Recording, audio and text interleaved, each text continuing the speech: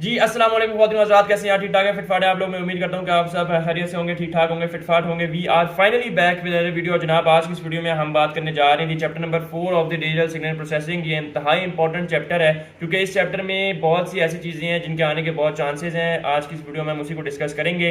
In fact ये video दो parts में डिवाइड होगी, ठीक है। इस पार्ट में जितनी चीज़ें मैं बताऊंगा वो तो बताऊंगा ही बताऊंगा, लेकिन नेक्स्ट पार्ट में भी हम चैप्टर नंबर 4 की ही चीज़ें करेंगे।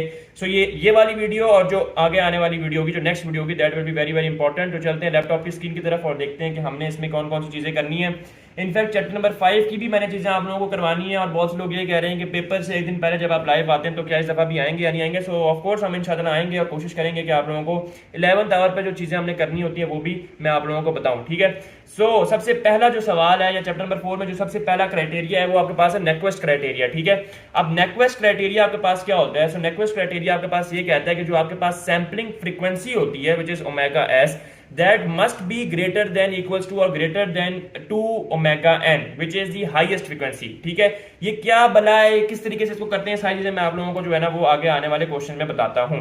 अगर आपके पास अभी फिलहाल आप लोगों ने ये चीज याद रखनी है कि अगर आपके पास नेक्वेस्ट क्राइटेरिया जो कि omega S is greater than 2 omega N है, वो अगर आपके पास सेटिस्फाई कर रहा है तो इसका मतलब ये है कि आपका जो भी सिग्नल है या जो भी आपके पास जो आउटपुट आ रही है उसमें कोई अलियासिंग या फिर कोई ओवरलैपिंग नहीं आ रही है। लेकिन अगर आपका यही सिग्नल इस जिसमें आपके पास ओमेगा एस जो है वो लेस देन आ जाए 2 ओमेगा एन के, ग्रेटर ना हो, यानी कि sampling frequency less than highest frequency के 2 टाइम्स के हो, तो आपके पास ओवरलैपिंग भी अकर होगी और इसी के साथ साथ आपके पास एलियासिंग भी अकर होगी। So keep this thing in mind कि ये क्राइटेरिया बड़ा इंपॉर्टेंट है। अच्छा आगे चलते हैं हम। तो आगे हमने सिंपल अभी ये हमने कंटिन्यूस टाइम लिया हुआ है एक सिग्नल, ठीक है, जो कि आपके पास है cos 4000 पाई टी, ठीक है। अच्छा हमें क्या क्या चीजें गिवन होंगी इस क्वेश्चन में अगर ये सवाल आता है। वैसे ये सवाल आने के चांसेस कम है लेकिन इसका कॉन्सेप्ट होना जरूरी है क्योंकि आगे यूज हो सकता है, ठीक है। खैर हमें ये गिवन होगा, हमें ये भी गिवन होगा, हमें एफ एस भी गिवन होगा, हमें सैम्पलिंग टाइम भी उससे निकालनी होगा और हमें ओमेगा एस भी गिवन होगा। अब ये जो आपके पास कॉन्टिन्यूस टाइम सिग्नल है which is basically X C of T, अब इससे आपने काम ये करना है कि आपने इससे देखना है कि आपकी फ्रीक्वेंसी कहाँ कहाँ पर है। सो बेसिकली 4000 पाए और माइनस 4000 पाए पे जो है वो आपके पास फ्रीक्वेंसी आ रही है, तो आपने एक इंपल्स बना दी 4000 पाए पे और माइनस 4000 पाए पे। बात क्लियर हो गई। अच्छा अब आपके पास जो ओमेगा एन है वो बेसिकली हाईएस्ट फ्रीक्वेंसी होती है जो कि हमने यहाँ पे ड्रॉ कर दी है, और ये कहाँ से निकली है? cos 4000 पाई टी में से जो 4000 पाई था वो हमने लिया एज एन ओमेगा एन, ठीक हो गया। अच्छा टाइम आपको पता है कि सैम्पलिंग टाइम हमने किस तरीके से निकाला है, क्योंकि हमें सैम्पलिंग फ्रीक्वेंसी गिवन है और इसी सैम्पलिंग फ्रीक्वेंसी को यूज करते हुए यानी कि एफ एस को यूज करते हुए हमने टी निकाला विच इज 1 ओवर 6000, ठीक हो गया। और हमने ओमेगा एस निकाल लिया 2 पाई बाय टी करके। Sampling frequency which is omega S, इसका फॉर्मूला हमेशा 2 पाई बाय टी होता है। आपने डाउन सैम्पलिंग में भी सैम्पलिंग वाला काम करना होता है, आपने सैम्पलिंग का अगर अपना काम खुद से करना है उसमें भी आपने ये वाला यूज करना है फॉर्मूला। तो आपने जब भी सैंपल्स बनाने होते हैं तो सैंपल्स बनते 2 पाई बाय टी पे हैं। Keep this thing in mind, ठीक है। खैर हमने यहाँ पर जो है इंपल्सिस बना दी ओमेगा एन और माइनस ओमेगा एन पे। नेक्स्ट काम आपने ये करना होता है कि आपने सैंपल्स बनाने होते हैं। सैंपल्स किस तरीके से बनाते हैं? सैंपल्स का मतलब है कि ओमेगा एस है 12000 पे, ठीक है। अब आपके पास ये जो इंपल्स है, ठीक है, यहाँ पे आपने एक लाइन लगानी है 12000 पे, ठीक है, और 12000 प्लस 4000 की लाइन जो लाइन आएगी वो साइड पे आएगी और 12000 माइनस 4000 की लाइन जो है वो साइड पे आएगी। इन शॉर्ट जो भी आपने सैम्पलिंग फ्रीक्वेंसी या फिर जो भी आपको गिवन है, जो कि हमारे केस में 12000 पाए गिवन है, तो उसके 4000 पाए उस राइट साइड पे और 4000 पाए लेफ्ट साइड पे। क्यों 4000 पाए? क्योंकि हमें जो ओमेगा एन गिवन है वो 4000 पाए है। यहाँ पे अगर कोई भी वैल्यू होती तो हमने 12000 के प्लस माइनस वही करनी थी, तो हमने यहाँ पर 16000 कर दिया क्योंकि 12000 प्लस 4000 इक्वल टू 16000 और माइनस कर दिया तो आपके पास 8000 आ गया, ठीक हो गया। अब आपके पास जो एफ एस है, ये जो एफ एस है 6000 सैंपल्स पर सेकेंड, ये आपके पास एज अ कट ऑफ भी यूज हो सकता है, लेकिन अभी इसका कोई काम नहीं है। लेकिन क्योंकि ये बताया हुआ तो मैंने कहा मैं आप लोगों को बता देता हूँ, इसका कोई आगे काम नहीं है, ठीक है। अच्छा ये आपके पास कट ऑफ भी आ गई। कट ऑफ किस तरीके से निकलती है? दूसरा तरीका ये है कि आपने सिंपल ओमेगा एस जो आपको गिवन है, जो कि हमारे पास इस केस में क्या गिवन है 12000 गिवन है, उसको डिवाइड कर दें आप, डिवाइड कर दें 2 से तो 6000 पाए आपके पास कट ऑफ आ जाती है, ठीक है। अब जरा एक और एग्जाम्पल पे आते हैं। इस एग्जाम्पल में आपको ये चीज समझ आ जानी चाहिए कि आपने किस तरीके से इंपल्सेस ड्रॉ करनी है। आपके पास एक कॉन्टिन्यूस टाइम सिग्नल गिवन है, ठीक हो गया, और आपने उस कॉन्टिन्यूस टाइम सिग्नल से ओमेगा एन की वैल्यू उठा लेनी है विच इज 16000 पाए माइनस 16000 पाए। आपने 2 लाइनें खींच देनी है, ठीक हो गया। फिर आपने ये काम करना है कि आपने ओमेगा एस से सैंपल्स बनाने हैं। अब यहाँ पर ओमेगा एस किस तरह निकलता है, 2 पाई/t से निकलता है, टी किस तरह निकलता है, एफ एस से निकलता है, तो बच्चों वाली चीजें। अब अगेन 12,000 है। अब यहाँ पर 12,000 पे तो एक लाइन खींच दी। अब 12,000 प्लस और माइनस क्या करेंगे, ऑब्वियसली 12,000 प्लस और माइनस में ओमेगा एन की वैल्यू प्लस और माइनस करेंगे, ठीक है। यानी कि यहाँ पर अगर आप एक चीज बताऊं मैं आप लोगों को, तो ये ओमेगा एस है ना, तो अगर जो आप नेक्स्ट इंपल्स बनाएंगे वो omega S plus omega N होगी, ठीक है, और जो इसकी प्रीवियस इंपल्स बनाएंगे वो omega S minus omega N होगी। तो ये चीज मैं आप लोगों को समझाने की कोशिश कर रहा हूँ, ठीक है। तो यहाँ पर आप लोगों ने देखा कि हमारे पास जो है वो 16,000 पाई और माइनस 16,000 पाई पे जो है वो ओमेगा एन आ गया, जो कि हमने इंपल्स ड्रॉ कर दी। सैंपल्स बनाए इसके, और सैंपल्स इस तरीके से बनाए कि ये आ गया आपके पास ओमेगा एस, ये omega S plus omega N. कैसे, देखो ओमेगा एस आपके पास 16,000 है और ओमेगा एन आपके पास कितना था, ओमेगा एन आपके सॉरी ओमेगा एस आपके पास 12,000 है और ओमेगा एन 16,000 है। तो 16 प्लस 12 28, तो 28,000 ये आ गए, और 16 माइनस 12 आपके पास आ गए क्या करते हैं, 16,000 माइनस 12,000 आ गया आपके पास 8,000, ठीक हो गया। तो आपने यहाँ पर इंपल्सेस बना दी। तो इसी तरीके से आपने ये वाला काम भी कर दिया, ठीक है, यहाँ पे भी एक इंपल्स बन जाएगी। अच्छा, अब आगे चलते हैं। ये एक जनरल था जो कि सैंपलिंग आप लोगों को पता होनी चाहिए, कॉन्टिन्यूस टाइम में सैंपल किस तरीके से बनते हैं। ये क्वेश्चन एज अ पार्ट आ सकता है, लेकिन इसके आने के बहुत कम चांसेस हैं। जो चीज अब मैं आपको करवाने जा रहा हूं उसके आने के चांसेस ही चांसेस हैं, ठीक है। डाउन सैंपलिंग और अप सैंपलिंग ये दोनों मिक्स करके पेपर में आने के बहुत चांसेस हैं। डाउन सैंपलिंग अलग से भी पूछी जा सकती है, अप सैंपलिंग अलग से भी पूछी जा सकती है। तो आपको अगर डाउन सैंपलिंग और अप सैंपलिंग आती है तो इसको कंबाइन करना is not a big deal. हम कोशिश करेंगे कि इस वीडियो में डाउन सैंपलिंग और अप सैंपलिंग दोनों कवर कर लें, लेकिन अगर हमारी खाली डाउन सैंपलिंग भी कवर होती है तो that is enough. Next video में हम अप सैंपलिंग के बारे में बात करेंगे। अच्छा, अब डाउन सैंपलिंग में हमने ये काम करना होता है कि डाउन सैंपलिंग में, अच्छा डाउन सैंपलिंग भी दो डोमेन्स में होती है। One is the time domain और other is the frequency domain. अगर क्वेश्चन भी आता है तो वो फ्रीक्वेंसी डोमेन में ही आएगा, टाइम डोमेन में चीजें नहीं पूछी जाएंगी, ठीक है। अच्छा, फ्रीक्वेंसी डोमेन में जो आपके पास डाउन सैंपलिंग होती है उसमें एक्सपेंशन होती है, यानी कि जो आपके पास सिग्नल्स या वेव्स होती हैं वो एक्सपैंड करती हैं, ठीक है। आपके पास क्वेश्चन गिवन होगा और उस क्वेश्चन में ये कहा जा सकता है कि आपने डाउन सैंपलिंग करनी है, और डाउन सैंपलिंग करनी है factor m is equal to 2 के साथ। अब ये m क्या है ये भी बताता हूं, और आपको एक फिगर भी गिवन होगी विच इज दिस, इस तरह की कोई फिगर आपको गिवन होगी, और आपको ये दो इक्वेशंस में से कोई एक इक्वेशन भी गिवन होगी, ठीक है। डाउन सैंपलिंग का क्राइटेरिया है, और डाउन सैंपलिंग को सॉल्व करने के 4 से 5 स्टेप्स है। इन स्टेप्स को फॉलो करोगे आराम से सवाल भी सॉल्व होगा, स्टेप्स भी याद रहेंगे और आंसर तक भी पहुंच जाओगे, वरना आंसर तक पहुंचना थोड़ा मुश्किल है, ठीक हो गया। अच्छा, अब यहां पर तुम लोगों ने काम ये करना है कि तुम लोगों को ये इक्वेशन गिवन होगी, ठीक है, 4 omega N is equal to 2 पाई/t, यहां से ओमेगा एन निकाल लोगे, ठीक है। ओमेगा एन निकल गया, तुम लोगों को ये वाले ग्राफ भी गिवन होगा, ठीक हो गया जी, काम और आसान हो गया। सबसे पहला काम जो करना है तुम लोगों ने डाउन सैंपलिंग के सवाल को सॉल्व करते हुए वो ये करना है कि यहाँ पर इस ग्राफ को सॉल्व करने के बाद, क्योंकि ये ग्राफ गिवन होगा, पहले ग्राफ बनाना, और इस ग्राफ को बनाने के बाद तुम लोगों ने सैंपल्स बनाने हैं। मैंने ऊपर तुम लोगों को क्या बताया था, सैंपल्स बनते हैं ओमेगा एस के इर्द गिर्द, सही है। सो यहाँ पर एक ओमेगा एस लिखना, ठीक है, और यहां पर तुम लोग लिख देना omega S plus omega n और omega S minus omega n, ठीक हो गया। हमारे केस में ओमेगा एस क्या है, मैंने आप लोगों को बताया था कि ओमेगा एस क्या रहेगा, 2 पाई/t, ये रट्टा मारना है इसका, ठीक है। 2 पाई/t यहां पर हम मिडिल में लिखेंगे, यानी कि 2 पाई/t ये होगा। अब इसमें ओमेगा एन ऐड कर दो। ओमेगा एन आपके पास क्या है, ओमेगा एन हमारे पास है पाई/2t, ठीक है, तो उसमें आप सिंपल वो चीजें ऐड कर दो। खैर, अभी हमने सिर्फ और सिर्फ बीच में लिखा है 2 पाई/t, ठीक हो गया। आगे चलते हैं। जब आपने सैंपल्स बना लिए, सैंपल्स बनाने के बाद आपने क्या करना है कि आपने एक्स एक्सिस की सारी वैल्यूज को t से मल्टीप्लाई कर देना है।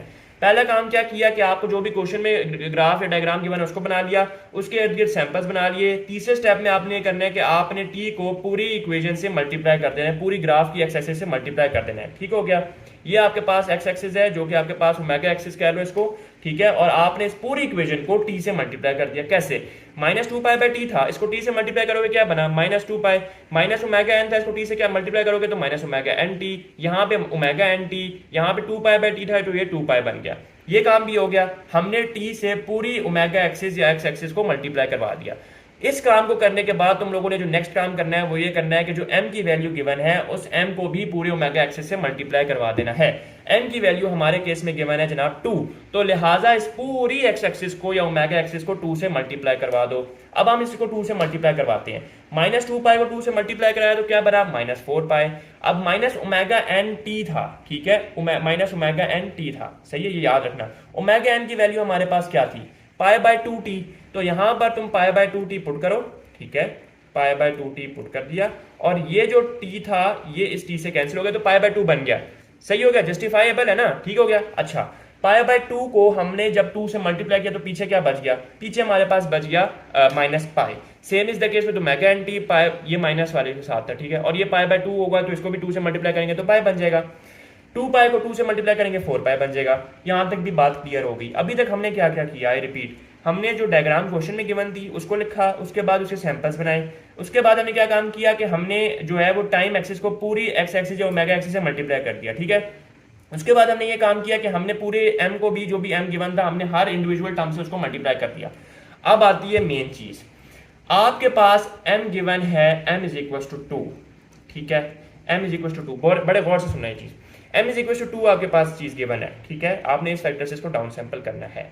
जब आप m से मल्टीप्लाई करके ग्राफ को लेके पहुंच गए, ग्राफ आ गया आपके पास जिसमें m मल्टीप्लाई हो रहा है, तब आपने ये देखना है कि m 2 है, तो इसका मतलब है कि आपने for i is equal to 0 और i इज इक्वल टू 1 के लिए ग्राफ निकालना है, ठीक है। इसका एक फॉर्मूला होता है, इस फॉर्मूले में ना पढ़ो तो ज्यादा बेहतर है, ठीक है। खैर, 2m है, m इज इक्वल टू 1 और 2, मतलब तुम लोग समझो कि 2m है, ठीक है, तुम लोगों के पास, ठीक है। तो एक तरीके से आपके पास 2 i निकलेंगे, एक i इज इक्वल टू 0 और एक i इज इक्वल टू 1, ठीक हो गया। तो हमारे पास 2 i के लिए ग्राफ्स अलग निकलेंगे। किस तरीके से निकलेंगे वो भी बता दो। अगर यहाँ पर m इज इक्वल टू 3 होता तो आप लोगों के पास 3 ग्राफ्स निकलते, कैसे, for i is equal to 0, for i is equal to 1 and for i is equal to 2, यानी कि जितने m है उतने i के लिए भी ग्राफ निकलेंगे। i 0 शुरू होगा 0 से, ठीक है। अच्छा, ये जो मैंने बात किया, क्या यही यहाँ पे भी यही बात हो रही है या नहीं, चलो देख लेते हैं। देखो, when i is equal to 0 no shift will occur, जब i आपके पास 0 है तो कोई शिफ्ट नहीं आ रहा, यही बात है। जो आपके पास ऊपर वाला ग्राफ है सेम एज इट इज वही ग्राफ रहेगा, जो कि ये बन गया। इसको इक्वेशन 1 का नाम दे दो, ठीक हो गया। अब जब i की वैल्यू 1 होगी तो आपके पास 2 पाई का शिफ्ट आ जाएगा। मतलब ये है कि जो आपके पास ग्राफ है ना, ये वाला m वाला, लेके इसी को चलना है, ठीक है। इनके अलग अलग ग्राफ बनेंगे, ऐसा नहीं है कि i इज इक्वल टू 1 के लिए i इज इक्वल टू 0 वाले ग्राफ को आगे लेके चलोगे, नहीं, ये खत्म हो गई कहानी। अब i इज इक्वल टू 1 के लिए तुम लोगों ने काम ये करना है कि जो तुम लोगों के पास m इज इक्वल टू 2 के साथ ग्राफ आया था उसमें 2 पाई का शिफ्ट लेके आते जाना, यानी कि जो चीज 0 पे है वो अब 2 पाई पे चली जाएगी, जो चीज पाई पे थी उसमें 2 पाई ऐड करो यानी कि 3 पाई पे चली जाएगी, जो चीज 4 पाई पे थी वो 6 पाई पे चली जाएगी, ठीक हो गया। अब इस ग्राफ में i इज इक्वल टू 1 जब भी करोगे तो 2 पाई का शिफ्ट आएगा। तो 2 पाई का शिफ्ट दे जरा, अगर हम तो 0 वाली चीज चली गई 2 पाई पे, पाई वाली चीज 3 पाई पे, माइनस पाई वाली चीज चली गई पाई पे, तो यही काम हुआ है जी। ये देखें, माइनस पाई वाली चीज चली गई पाई पे, 0 वाली 2 पाई पे और 2 पाई वाली 3 पाई पे, ये भी क्लियर होगी बात। सेम इज द केस 4 पाई वाली चीज 6 पे चली जाएगी, ठीक है, और ये आगे जो है वो 7 पाई और 5 पाई होती जाएगा, और नेगेटिव पे भी यही चीजें आएंगी, ठीक है। अगेन, अब हमने काम किया था i इज इक्वल टू 1 के लिए, जिसमें हमने 2 पाई का शिफ्ट दिया था। ये तो हमारे पास 2 m थे, इसलिए हमने i इज इक्वल टू 0 और 1 किया था। अगर हमारे पास m इंक्रीज हो जाए, यानी कि 3 m अगर होते, सो i इज इक्वल टू 0 में कोई चेंज नहीं आता, 1 में 2 पाई का शिफ्ट आता, और 2 में, for example i is equal to 2 में आपके पास जो है वो 4 पाई का शिफ्ट आता, ठीक है। इस तरह i इज इक्वल टू 3 में 6 पाई का शिफ्ट आता रहेगा, यानी कि 2 पाई जो है वो बढ़ता जा रहा है, 2 पाई 4 पाई 6 पाई, इस तरीके से, ठीक है। अच्छा, आगे चलते हैं। अब हम आगे इन्होंने ये काम करना है कि आगे आपने जो 2 i के साथ आप लोगों ने ग्राफ निकालने हैं, which is i is equal to 0 and i is equal to 1, तो उन ग्राफ को आपस में आप लोगों ने ऐड कर देना है, ठीक है। अब ऐड किस तरीके से करना है, ये इक्वेशन 1, इसको मैंने कहा था तुम लोग नाम दे दो, जो i इज इक्वल टू 0 से ग्राफ निकला था, और जो i इज इक्वल टू 1 से तुम लोगों के पास ग्राफ निकला था उसको मैंने कहा इक्वेशन 2 का नाम दे दो। हमने इन दोनों को ऐड करना है, तो सिंपल एडिशन में कोई मसला नहीं है, अगर मसला है तो पूछना, लेकिन इसमें कोई मसला बनता नहीं है कि i इज इक्वल टू पहले 0 का ये वाला ग्राफ बना लो, ठीक है, फिर ये बना लो, फिर ये बना लो, एंड देन फिर ये बना लो, यही काम हुआ भाई यहाँ पे भी, ठीक है। तो इस तरीके से आपने दोनों आपस में इक्वेशंस या ग्राफ्स को ऐड करके आपके पास ये आ गया एक फाइनल ग्राफ, ठीक है। इसमें एलियासिंग हो रही है या नहीं हो रही, नजर आ रहा है कि इसमें एलियासिंग नहीं हो रही, क्योंकि कोई ओवरलैपिंग नहीं हो रही। एलियासिंग का मतलब ये होता है कि आपके पास एक ग्राफ दूसरे ग्राफ के ऊपर आ रहा हो, ओवरलैप कर रहा हो। अगर जो मैं ब्लू मार्कर से ड्रॉ कर रहा हूँ, दिस इज कॉल्ड एलियासिंग, और इस एलियासिंग को खत्म करने के लिए प्री फिल्टरिंग का काम होता है, अभी मैं आगे जाके आप लोगों को बताता भी हूँ। अच्छा, हमारे पास कोई एलियासिंग नहीं हो रही, तो हमारे पास कोई ओवरलैपिंग भी नहीं हो रही, और इसका मतलब है कि हमारे पास नो एलियासिंग रखा, ठीक हो गया। अब ये स्टेप्स देख लो कि जो डाउन सैम्पलिंग में इस्तेमाल करने हैं हमने, और मैं तुम लोगों को वर्बली भी बता दूंगा, जरा पढ़ भी लेते हैं। टेक द सिग्नल जो कि गिवन है उसको ड्रॉ कर लेना है, उसके बाद उसके सैंपल्स बनाने हैं। सैम्पलिंग फ्रीक्वेंसी क्या होगी, यानी कि ओमेगा 2 पाई बाय टी, मैंने तुम लोगों को ऊपर बताया, तो ये आ गया make samples at 2 pi by T. आपने उसके बाद एक्स एक्सिस को मल्टीप्लाई करवा देना है टी के साथ, यानी कि डिस्क्रीटाइज करवा देना है एक तरीके से, तो टी से मल्टीप्लाई करवा दिया, मुश्किल लफ्ज छोड़ो, जो जो स्टेप्स हैं उनको करो, ठीक है। उसके बाद तुम लोगों ने m को मल्टीप्लाई करवा दिया, और m को मल्टीप्लाई करवाने के बाद तुम लोगों ने क्या काम किया कि जितने m है उसके अकॉर्डिंगली i लिए और तुम लोगों ने उनको आपस में प्लस करवा दिया। अगर अलियासिंग नहीं हो रही तो क्वेश्चन वहीं पे खत्म है, लेकिन अगर अलियासिंग हो रही है तो प्री फिल्टर लगा के अलियासिंग खत्म करनी है। बिकॉज आपके क्वेश्चन में हो सकता है कि ये कहा जाए कि अगर अलियासिंग नहीं हो रही तो फिर तो ओके ओके की रिपोर्ट है, लेकिन अगर अलियासिंग हो रही है तो उसको खत्म करो प्री फिल्टर से और रिजल्ट में दिखाओ कि अलियासिंग नहीं हो रही। ठीक है, अब आ जाते हैं down sampling at m is equal to 3, यानी कि अब हमारे पास m जो है वो 3 है और अब हमने जो है वो डाउन सैम्पलिंग करनी है। अब अगर हमने डाउन सैम्पलिंग करनी है तो अगेन हमारे पास ये इक्वेशन गिवन होगी और हमारे पास ये ग्राफ गिवन होगा, और जब हम 3 के साथ अब करेंगे तो इसका मतलब है हमारे पास 3 आई होंगे, i is equal to 0, i is equal to 1 और आई इज इक्वल टू 2। ठीक हो गया। अच्छा, हमारे पास ये ग्राफ गिवन होगा।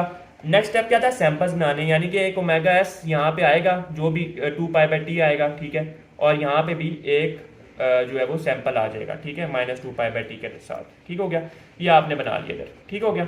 नेक्स्ट हमने क्या काम करना है कि हमने एक्स एक्सिस को t से मल्टीप्लाई करवाना है। हमने यहाँ पर एक्स एक्सिस को t से मल्टीप्लाई करवा दिया और आपके पास t नीचे वाले सारे खत्म हो गए।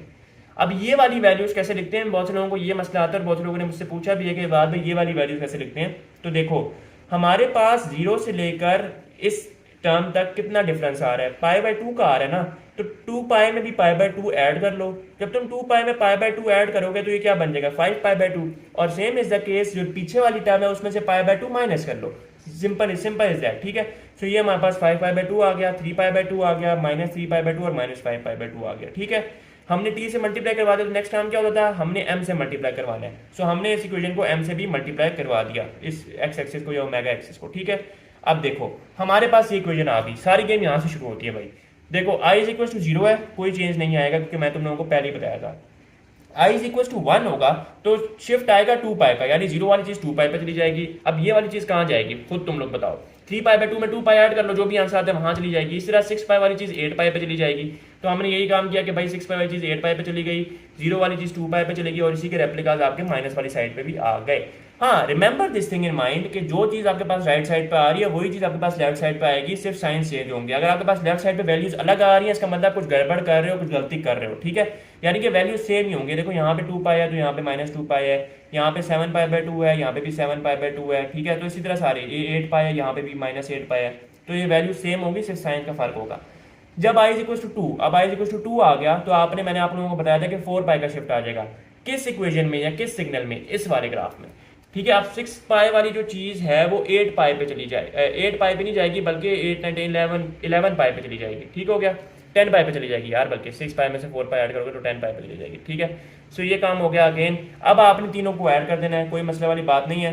तीनों को ऐड किस तरीके से करेंगे, देखो एडिशन में कुछ लोगों को मसला होता है और ये बनता भी है। देखो सबसे पहली चीजें ले लो सबकी, ये लो। ठीक है, इसको ड्रॉ कर दिया हमने, फॉर एग्जांपल यहाँ पे जगह नहीं होती यार, अच्छा खैर इसको ड्रॉ कर दिया, फिर इसको ड्रॉ कर दो, फिर वैल्यूज देख लेना कि क्या आ रही है। ठीक है, फिर उसके बाद इसको ड्रॉ कर दो, इसका पहला वाला ड्रॉ कर दो। तो इस तरीके से same is the case with negative वाली साइड पे ये चीजें चल जाएंगी। वैल्यूज कैलकुलेट करनी पड़ेगी कि कौन सी वैल्यू किसके अंदर आ रही है, ओवरलैप हो रही है। ठीक है, ये हमने ऐड किया और आपके पास ये आ गया। अब इसमें अलियासिंग अकर हो रही है, कैसे, क्योंकि ओवरलैपिंग हो रही है। ये चीज आपको बेसिकली बताती है, मैं जरा आपको रेड से इसको शो करवाता हूँ ताकि आप लोगों को क्लियर हो कि कैसे अलियासिंग हो रही है।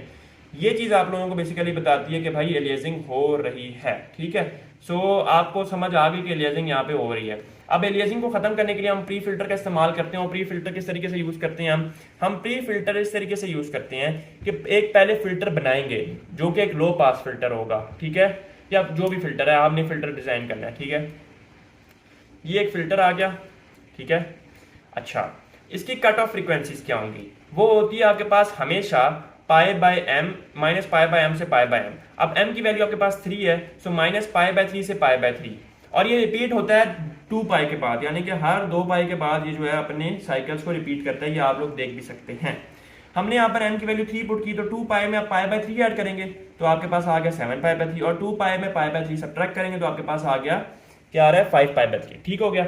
अच्छा, अब आपने क्या काम करना है, गौर से सुनना। जो तुम लोगों ने सबसे पहले स्टेप्स में जाकर शुरू में जो काम किया था कि तुम लोगों ने याद होगा कि t से मल्टीप्लाई करवाया था पूरे एक्सिस को, याद है, उस इक्वेशन को या उस ग्राफ को प्लॉट करना है, पहले कर दिया।